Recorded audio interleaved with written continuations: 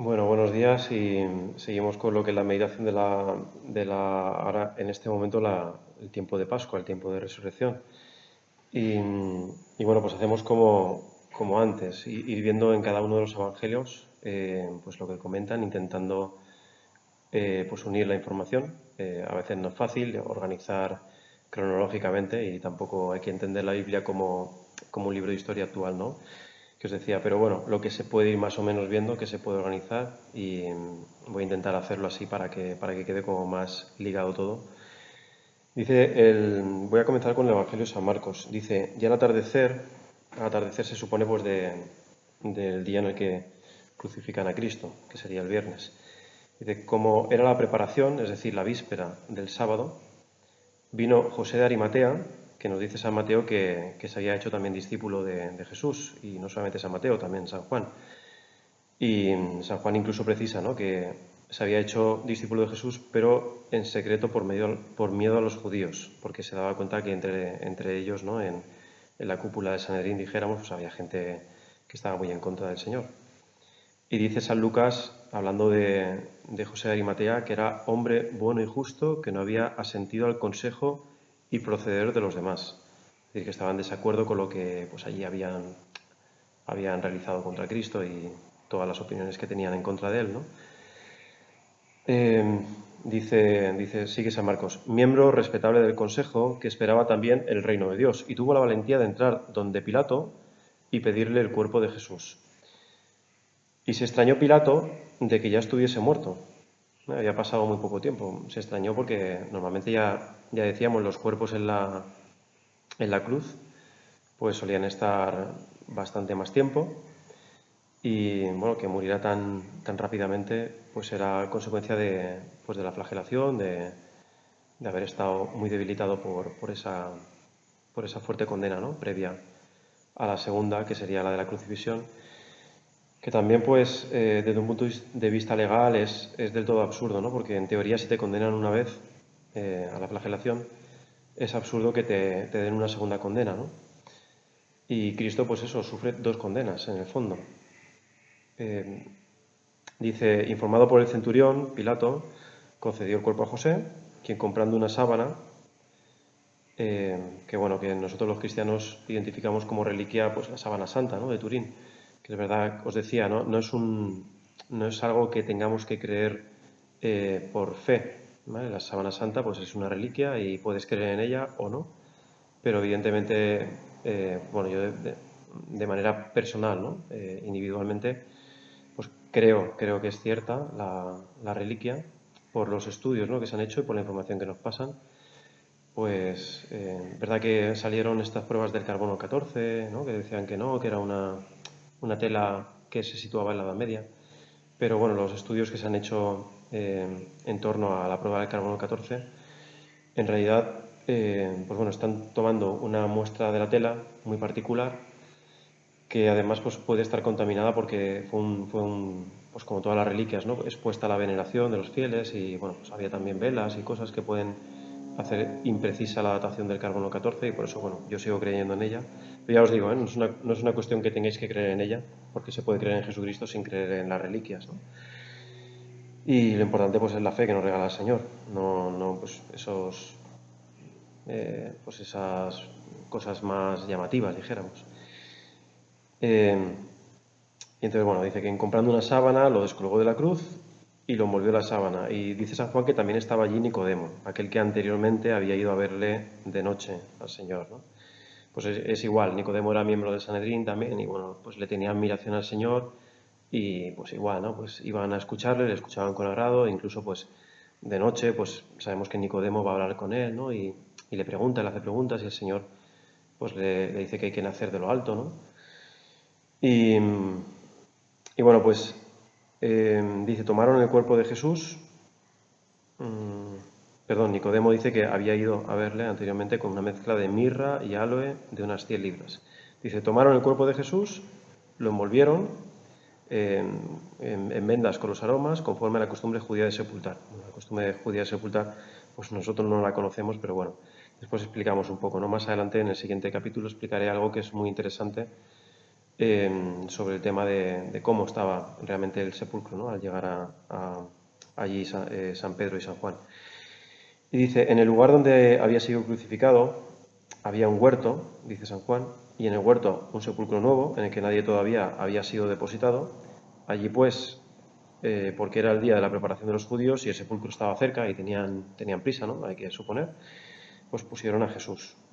No lo entierran en un lugar muy apartado y tal, sino cerca de donde ha sido crucificado, ¿no? En una zona pues bastante expuesta también, hay que entender pues al gentío, ¿no? Porque por esa zona donde crucificaban a los malhechores, pues entraba la gente a Jerusalén para que los vieran crucificados. Entonces el sepulcro estaba relativamente cerca, ¿no? De una zona de paso. Dice San Marcos, y lo puso en un sepulcro que estaba excavado en roca, ¿vale?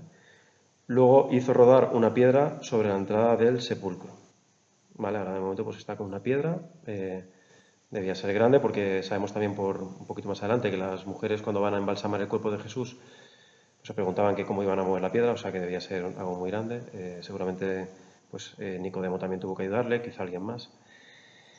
Y dice San Marcos, María Magdalena y María la de José estaban allí, se fijaban dónde era puesto, sentadas frente al sepulcro, dice San Mateo.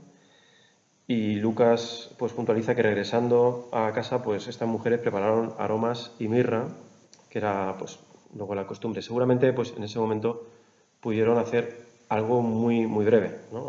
Quizá consiguieron un poquito de ungüento de algún lado, pero querían hacerlo bien, querían hacerlo pues con cariño, embalsamar bien el cuerpo, era una cosa que antes se hacía por respeto, ¿no? Y bueno, pues preparan los aromas y la mirra para embalsamarlo como se merece, ¿no? Dijéramos. Y bueno, pues el sábado descansan, mientras van preparando también, pues esto el sábado descansan como era el precepto pues judío, que el sábado no se podía trabajar. Y es impresionante, ¿no? Lo estaba pensando en estos días que, sabéis que el domingo hacemos la procesión del encuentro, ¿no? Que es en muchas iglesias, que sale pues el Cristo resucitado por un lado, la Virgen María por otro, y se encuentran, ¿no? Y se canta el Regina Coeli. Entonces, ese momento del encuentro de la Virgen María con el Señor no es algo que sea una tradición vacía, ¿no? Sino que nace de una tradición oral que se ha perpetuado siempre pues, en la Iglesia y es precioso, ¿no? Dice San Pablo, Pablo VI, perdón, dice en el discurso de clausura del Concilio Vaticano II, en el 7 de diciembre de 1965, dice, la ausencia de María en el sepulcro no será indicio de la esperanza o de la contemplación de la gloria de Dios en su Hijo ya resucitado. Como diciendo, es verdad, o sea, la Virgen María pues no estaba allí, y no estaba allí porque la Virgen María, decíamos, había escuchado a su Hijo que iba a morir, que iba a ser crucificado, y también había escuchado a su Hijo decir, y al tercer día resucitaré. Y estaba al pie de la cruz, sufriendo con él, pero al mismo tiempo con la esperanza, ¿no? Con la certeza de que su Hijo no miente, no engaña. Entonces, que es verdad lo que él dice y que, pues aunque a lo mejor la Virgen María tampoco entendiera exactamente cómo iba a ser esa resurrección, pero sabía, ¿no? Y dice Pablo VI, la experiencia pascual funda la Iglesia y María es la madre de la Iglesia. Fijaos que incluso documentalmente dijéramos, para que veáis que no es solamente una tradición oral y ya está, sino que hay santos que han escrito de esto. Es verdad que no inmediatamente, porque no se centraron al principio los evangelios en poner a la Virgen María como testigo directo, ¿no? De la resurrección de Cristo, quizá porque no tenía tanta fuerza para defender a Cristo, sino que se centran pues, en las mujeres, en los apóstoles, ¿no? Pero claro, decir que la madre cree que su hijo ha resucitado, pues no sé, tiene quizá como menos fuerza. Y fijaos que el Crisóstomo, San Juan Crisóstomo, dice a finales del siglo IV que es un hecho la aparición de Jesús a su madre en la mañana de Pascua.